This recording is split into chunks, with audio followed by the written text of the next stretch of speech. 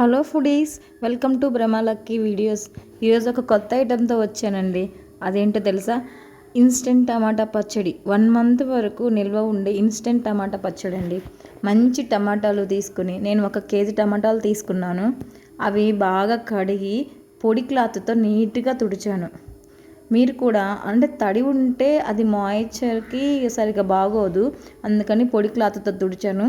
అది పక్కన పెట్టి 1 స్పూను మెంతులు, 2 స్పూన్ల ఆవాలు ప్యాన్లో బాగా ఫ్రై చేశాను.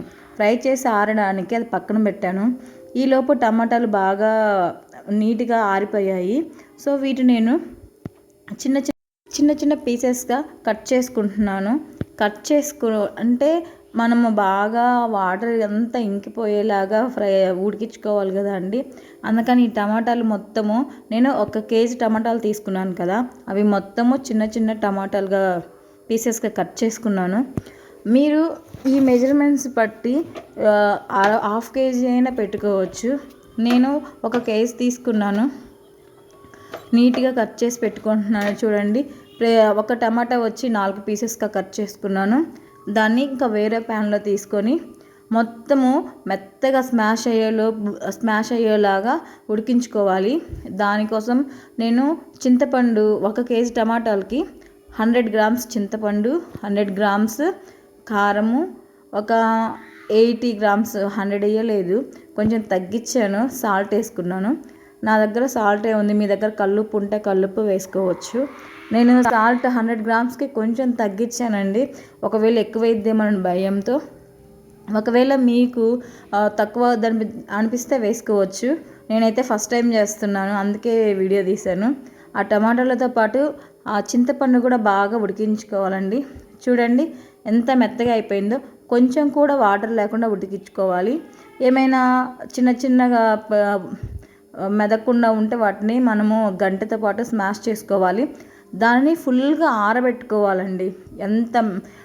వేడి అంతా అయిపోయేలాగా ఆరబెట్టుకోవాలి, లేకపోతే వేడి మీద సరిగా బాగోదు. ఆరబెట్టుకున్న తర్వాత నేను దాన్ని బాగా మిక్సీలో వేసుకున్నాను. కొంతమంది అయితే రుబ్బుకుంటారు, నాది 1 కేజీ కాబట్టి మిక్సీలో వేసుకున్నాను. సాల్టు, అలాగే కారము, అలాగే నేను మెంతులు ఆవాలు కూడా వేయించుకున్నాను కదండి, అవి మిక్స్ చేసి పెట్టుకున్నాను. ఆ మెంతులు ఆవాల పౌడర్ కూడా అందులో వేసేసి నీట్గా మిక్స్ చేసి పెట్టుకున్నాను. చూడండి 1 కేజీ టమాటాలకి ఎంత పచ్చడి అయిందో చూడండి. కొంచెం కూడా కాలేదు, మిక్సీ పట్టేస్తే ఆ కొంచెమే అయిందండి. మామూలుగా అది 1/2 కేజీ అవుద్ది. సో నేను కొంత పచ్చడి అలా ఉంది, మిక్సీ పట్టిన పచ్చడి. దీంట్లో నేను వెల్లుల్లి వేయలేదు, మీరు గమనించారో లేదో. ఆ వెల్లుల్లి నేను బాగా తాలింపు వేసేటప్పుడు వేద్దామని కొంచెం ఆ మిక్సీ పట్టిన కేజీ పచ్చడిలో, అది కేజీ లేదు 1/2 కేజీ ఉంటుంది, కొంచెం పచ్చడి పక్కకు తీసి ఇప్పుడు తాలింపు వేస్తున్నా. చూడండి, పోపు దినుసు అంటే ఆవాలు, జీలకర్ర, వెల్లుల్లి, కరివేపాకు. అబ్బా, తాలింపు వేస్తుంటే అసలు నోరు ఊరుతుంది. ఆ స్మెల్కే నాకు వేడివేడి అన్నంలో నెయ్యి వేసుకొని తినాలనిపించింది. చాలా అంటే చాలా బాగుంది. మీరు కూడా ఇలా 1 మంత్ వరకు అయితే నిల్వ ఉంటుంది. మీకు ఈ పచ్చడి నచ్చితే ప్లీజ్ సబ్స్క్రైబ్ చేసుకోండి, కామెంట్ చేయండి.